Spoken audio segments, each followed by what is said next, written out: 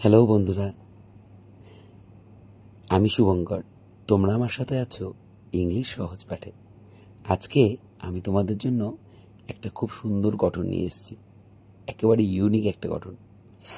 আজকের আমাদের যেটা আলোচনার বিষয় তা হলো ইয়েট টু। ইয়েট টু কথার অর্থ এখনো কিছু করিনি বা করেনি। মনে রাখবো, একটি বাক্যে ইয়েট টু ব্যবহার হলে তার অর্থ দাঁড়ায় এখন না হলেও কোনো একটি নির্দিষ্ট কাজ যা এখনো করা হয়নি কিন্তু ভবিষ্যতে করার সম্ভাবনা আছে।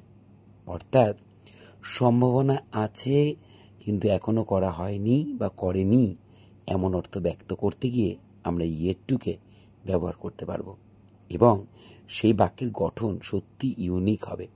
দেখো, নিচে স্ট্রাকচারটা দিয়েছি। Subject am oblique is oblique are, তারপরে ইয়েট টু, তারপরে ভার্বের বেস ফর্ম, লাস্টে এক্সটেনশন। তিনটে উদাহরণ দিয়ে ব্যাপারটা বুঝে নেওয়া যাক। আমি এখনো কলকাতা যাইনি, তার মানে আমি এখনো কলকাতা যাইনি, কিন্তু তা বলে যে আমি কলকাতায় যাব না অদূর ভবিষ্যতে, সেটা কিন্তু নয়।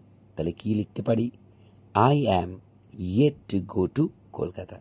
অর্থাৎ আমি এখনো কলকাতা যাইনি কিন্তু যেতে পারি ভবিষ্যতে। সে এখনো বাজারে পৌঁছায়নি।